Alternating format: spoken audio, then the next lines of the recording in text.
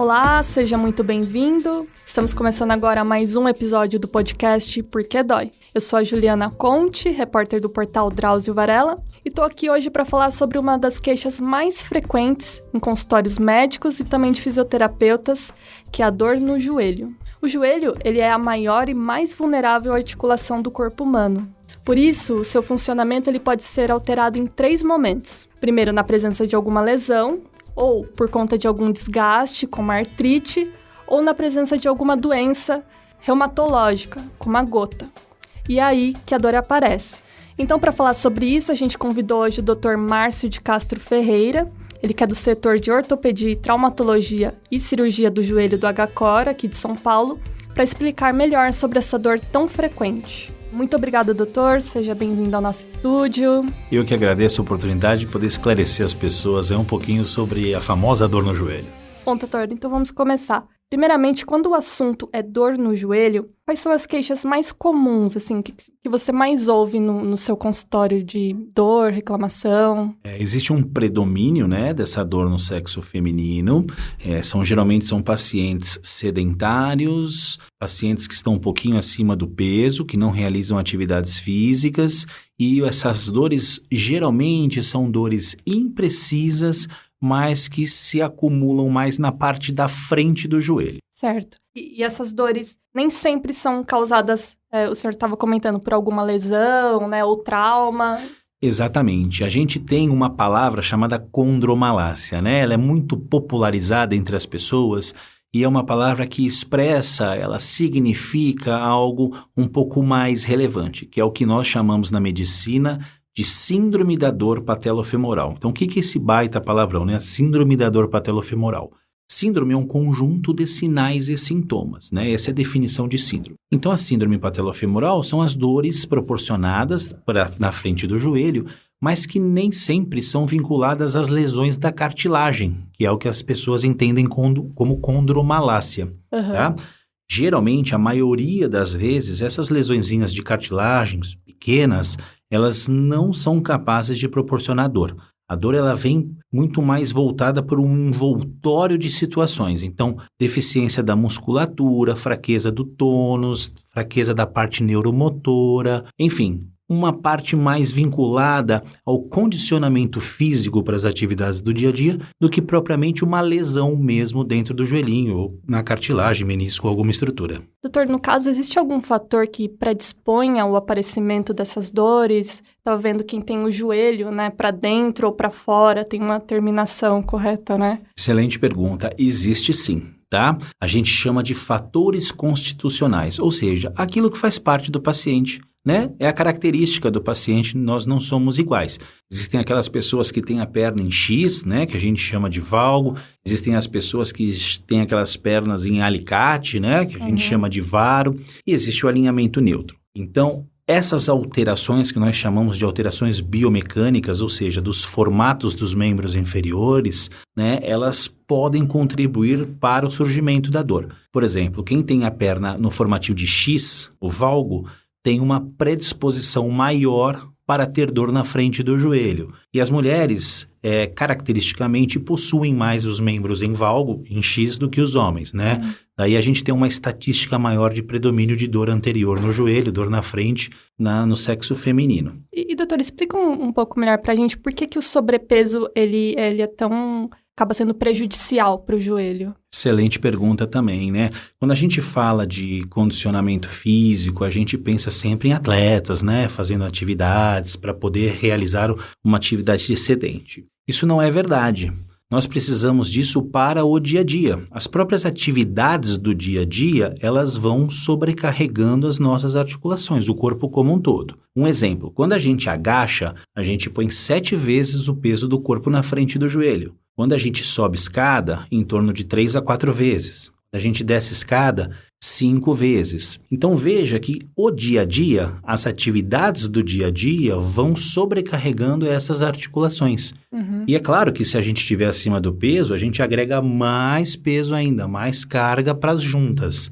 E elas tendem a sofrer mais. A chance de aparecer dor e delas inflamarem são maiores. Doutora, e o pessoal sempre pergunta muito, o senhor já comentou um pouco sobre condromalácia, tendinite, artrose. Você poderia dar uma breve explicação do que seriam essas? Muito bom, né? Um monte de palavrinhas que fazem parte do dia a dia cotidiano das pessoas e às vezes há um pouco de dificuldade de entendimento, né?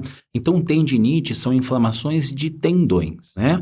Tendões são as estruturas que unem o músculo, que é quem faz o movimento, ao osso. Então, ele é a ponte entre a contração do músculo para fazer o movimento e o osso que realiza o movimento, que serve de alavanca para o músculo, tá?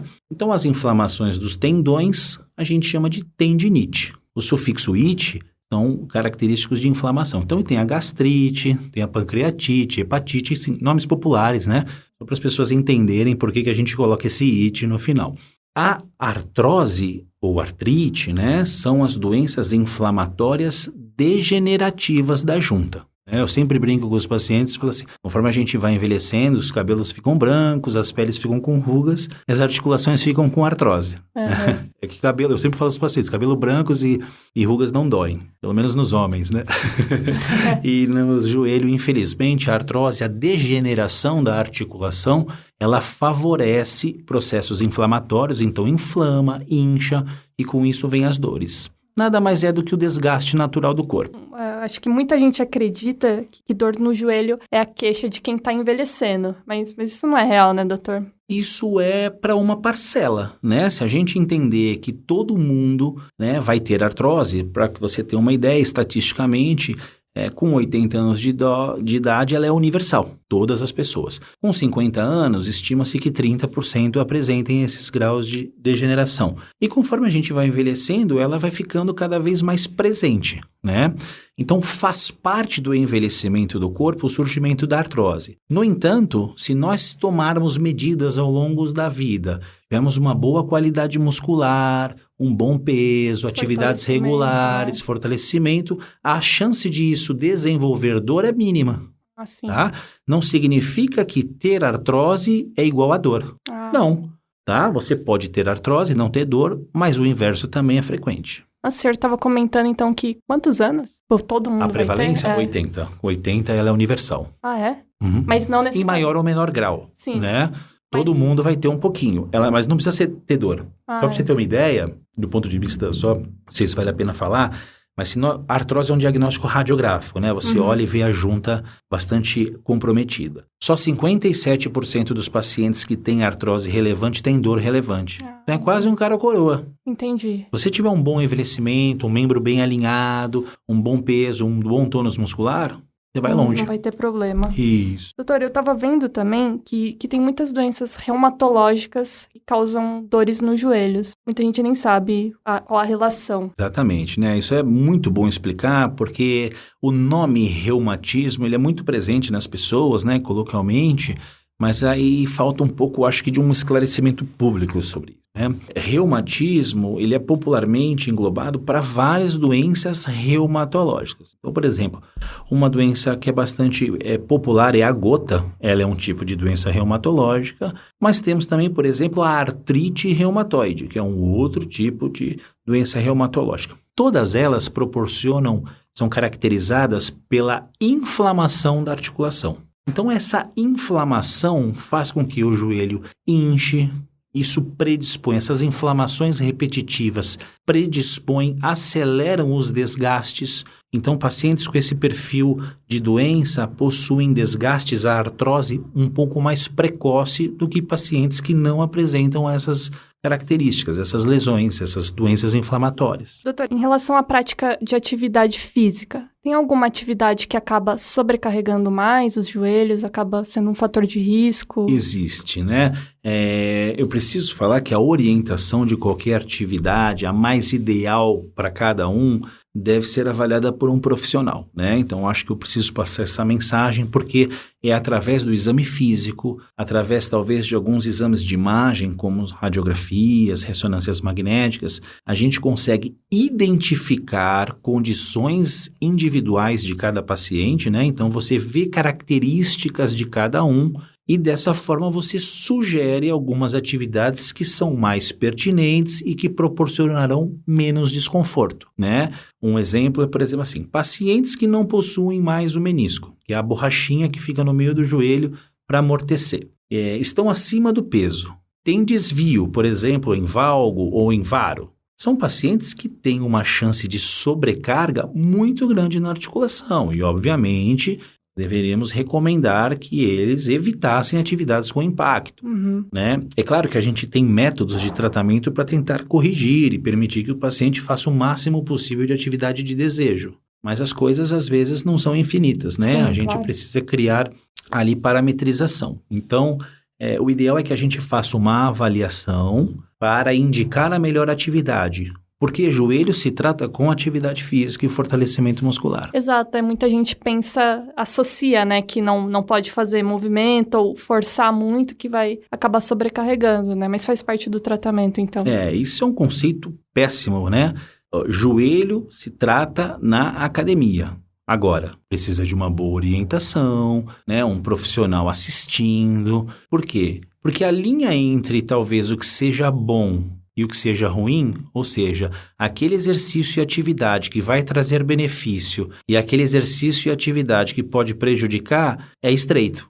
Então, a gente precisa de uma orientação, né, um profissional ao lado para que nos oriente a fazer o exercício corretamente para que ele traga benefício e não prejuízo. Sim, falando de academia, hoje em dia é muito comum a gente ver pessoas levantando aí mais de, 200 quilos naquele leg press, enfim, para ficar com pernas e coxas enormes, né? Só que eu acho que isso também é um pouco perigoso, talvez, pro joelho, né, doutor? Sem orientação, sei lá. Certamente, assim, a gente tem o esporte saudável, a gente tem o esporte de alto rendimento, que nem sempre é tão saudável para o corpo, sobre o entendimento de cargas bem-vindas para o corpo. Então, é claro que uma carga excessiva, ela pode ser tolerada, desde que ela seja adaptada e tenha um certo grau de complacência de tempo para que a gente consiga recebê-la? Pode. Agora, ela seria bem-vinda? Não. Mas as pessoas têm o arbítrio, né? Tem gente que gosta de fazer halterofilismo, é um esporte, enfim. Sim. Eu acho que a ciência veio para auxiliar o desejo das pessoas.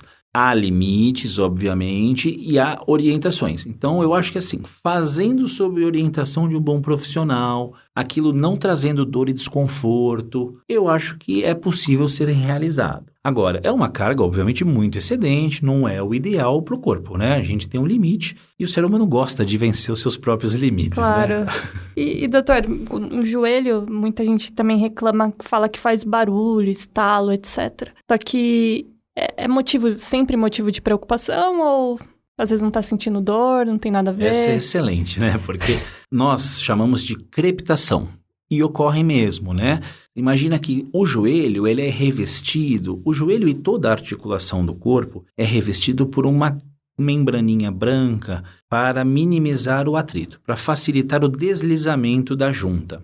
E essa estruturinha chama-se cartilagem, tá? Para que você tenha uma ideia, quando a gente desliza uma cartilagenzinha sobre a outra, o atrito é 5 vezes menor do que de uma pedra de gelo sobre a outra. Veja como é importante a cartilagem para o deslizamento da junta, para o movimento, tá? E o que acontece? Com o passar do tempo, ou por algum motivo de sobrecarga, trauma, enfim, por algumas características, a gente pode ir degradando essa cartilagem. Ela vai ficando com buraquinhos pequenininhos. E esses buraquinhos podem, durante o movimento, proporcionar essa sensação arenosa, como se tivesse areia mesmo, sabe? E isso dá aquela crepitação, o ranger da junta. Né? Geralmente, então, essas sensações de crepitação, de ranger, vêm dessas alteraçõezinhas de cartilagem, tá? O estalar, que é uma coisa muito, né? Frequente, todo exatamente. Todo mundo fala, porque estrala o dedo, doutor, meu joelho está estralando quando eu agacho, acontece. O estalar significa que algumas estruturas, geralmente tendões ou ligamentos, eles ressaltam no movimento, eles raspam em algumas proeminênciazinhas ósseas e faz o barulho. Do ponto de vista terapêutico, ou seja, do médico, esses estalar sem dor, a gente não dá muita relevância, tá? Ainda que os pacientes procurem por essa queixa. Sim. Acho que uma dúvida, quando que a pessoa deve procurar um ortopedista, assim? Porque, assim, joelho às vezes dói, você toma um anti-inflamatório, 2, 3 dias, ok. Só que quando que é Importante Excelente. investigar. O que a gente percebe é que existe um estímulo, né, da mídia muito grande para que as pessoas pratiquem atividade física, e isso é muito positivo, né? Por outro lado, esse estímulo não é muito acompanhado de orientações. Então a gente vê, você for num parque, dá uma olhada, você vai ver inúmeras pessoas correndo. Isso é uma pesquisa, talvez nem 10% tenham passado por uma avaliação médica antes de iniciar essas atividades. E isso seria o mais fundamental, porque você consegue identificar situações, corrigi-las antes da atividade ou durante a atividade, para que você dê a essas pessoas uma atividade perene. O que a gente vê muitos pacientes, eles têm a iniciativa, eles começam as atividades, aí vem a dor, vem o desconforto, se lesiona, para, aí perde aquele ímpeto. Então isso é muito ruim, porque isso faz com que muitas pessoas que têm aquela iniciativa, o start da atividade, acabem perdendo por as lesões. Então, prioritariamente, o ideal é que todos passem por uma avaliação, tanto clínica cardiológica quanto ortopédica, para a gente poder identificar algumas condições, poder intervir dessa forma para que a pessoa faça a atividade dela com mais segurança, né? Sim. Então, eu acho que uma mensagem é essa nesse momento, para que as pessoas tenham essa preocupação de avaliar antes de começar. Eu sei que o brasileiro não é muito assim, né? O brasileiro, ele vai fazendo e depois ele resolve no meio do caminho. Sim, mas no caso, esse indivíduo que de repente começa a sentir essa dor no joelho e tá em casa, mas não sabe, ficou uma semana, já é o... A gente não pode estimular a automedicação, né? Sim. Obviamente que a gente não pode fazer isso, mas essas dores repentinas, obviamente que elas podem ser inicialmente, se você estiver fazendo uma atividade, sentir uma dor, você pode tomar um analgésico. Eles são vendidos, inclusive, sem receita, né? É claro que se essa dor perdurar, essa dor começar a limitar para as atividades de desejo, se aumentarem... Inchar, né? Exatamente. Qualquer sinal inflamatório, vermelhidão, inchaço, sensações de falseios no joelho, então o joelho fica bambo, né? Bloqueios, às vezes você está mexendo o joelhinho trava. Isso são todos sinais de alertas e que exigem uma investigação médica. Agora, o senhor estava falando de corrida, né? Acho que corrida, como você falou, uma das atividades que as pessoas mais começam, pega o tênis e pensa que é só começar a correr. Fala um pouco mais sobre isso, doutor, assim, o que pode acontecer se de repente a pessoa estiver correndo errado, algum movimento... Eu acho que a maior orientação, né, que a gente precisa... Eu sempre falo para os nossos pacientes um exemplo, né? Quem tem carro tem que pôr gasolina para andar, senão o carro para. O corpo não é assim. O corpo, se acabar, entre aspas, a gasolina, ele não para. Então, se o músculo estiver inflamado ou ele não for capaz de realizar o movimento, o músculo não vira para o cérebro e fala assim, cérebro, pode parar de mandar eu correr aqui que eu estou cansado. Isso não acontece. Então, se nós não condicionarmos o corpo para que o corpo realize uma atividade excedente, ou seja, se nós não colocarmos a gasolina no carro, o nosso corpo vai fadigar, ele vai inflamar, ele vai doer, ele vai acusar. A dor, ela não é uma coisa ruim, né? Quer dizer, ela é ruim porque a gente sente dor. Sim. E dor não é bom.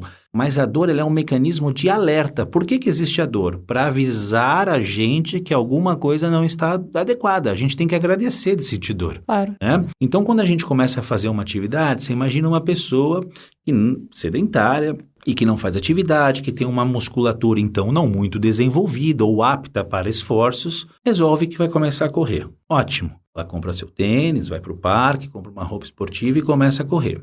O músculo dela tem uma capacidade X, a gente não sabe qual é. Só que ela aumentou a demanda desse músculo. É o músculo que faz o movimento. Então ele vai cansando.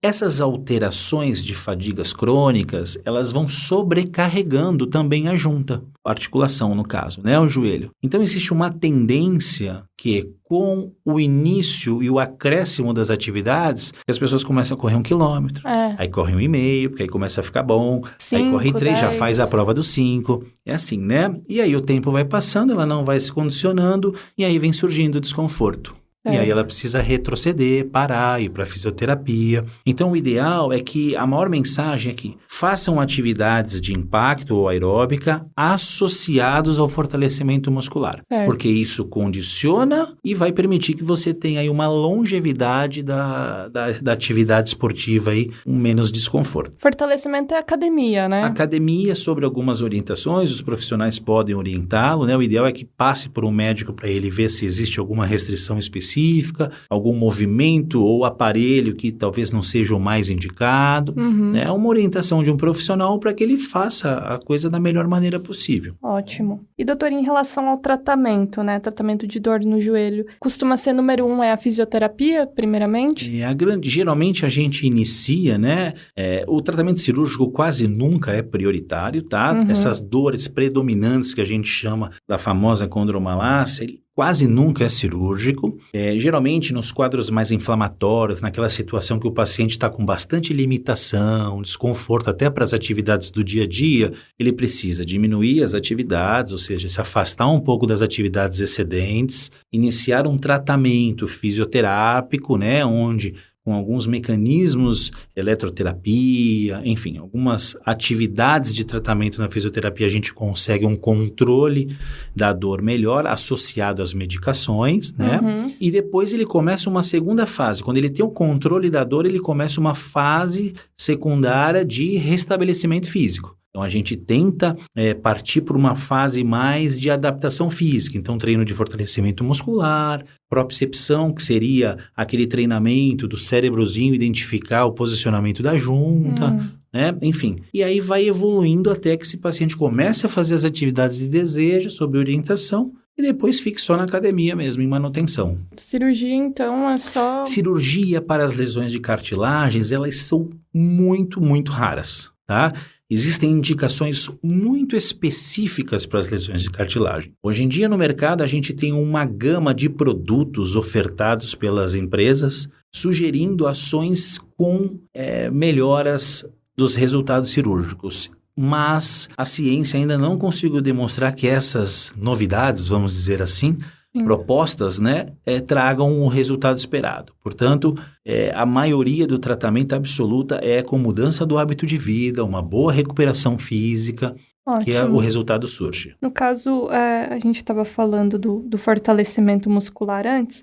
E alongamento, doutor, também é importante? O alongamento é importante porque se nós tivermos principalmente a musculatura de trás da coxa encurtada, e isso é muito comum, infelizmente, nas mulheres, pelo uso do salto. O uso do salto é um grande vilão para o joelho, não só para o pé, porque quando as mulheres usam os saltos, a gente muda a forma da pisada, né? O pé foi feito para pisar inicialmente com o calcanhar e depois a gente apoiar a partezinha da frente do joelho. Do pé, desculpa. Quando a gente pisa com salto, a gente pisa primeiro com a parte da frente do pé. Então, o joelho, ele nunca fica esticado de verdade quando a gente não, porque eu não uso salto, né? Mas quando as mulheres andam de salto. Então, essa contínua, que a gente chama de flexão, né? Esse joelho nunca esticar para relaxar um pouquinho a patela, que é o ossinho da frente do joelho, ou seja, sempre ele ficar meio dobradinho pela forma da pisada do salto, faz com que aumente muito a pressão na frente do joelho e, ao mesmo tempo, encurte o músculo de trás da coxa. Então, essas alterações crônicas, então, mulheres que usam salto diariamente durante vários anos,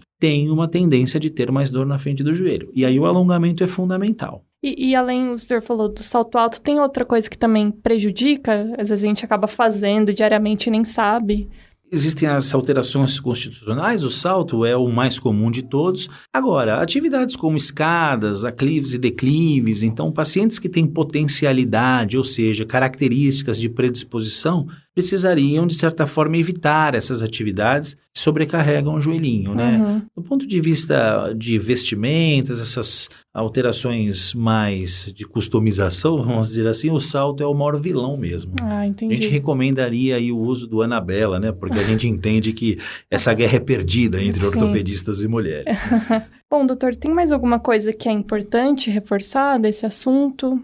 Eu acho que o principal conceito que as pessoas devem ter, né, é entender que a gente precisa tomar conta da parte musculoesquelética da gente, né? Existe um apelo muito grande para essa parte cardiopulmonar, incentivando as pessoas a realizarem caminhadas, corridas, alguma atividade física, e é bem-vinda. Mas a gente precisa entender que, para qualquer atividade de demanda, há uma necessidade de preparação. Então, nos condicionarmos para isso é muito importante. E às vezes não é para uma atividade física, às vezes é para o dia a dia.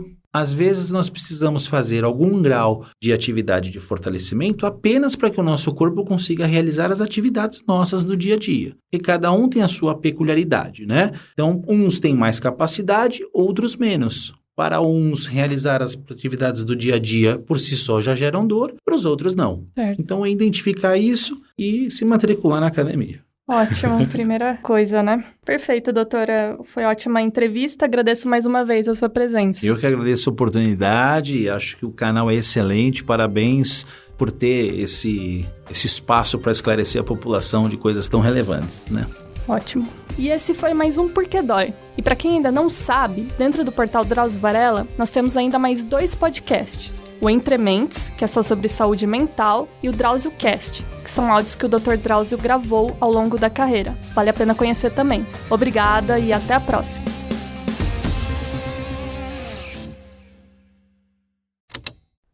Esse programa foi editado pela Estalo Podcasts.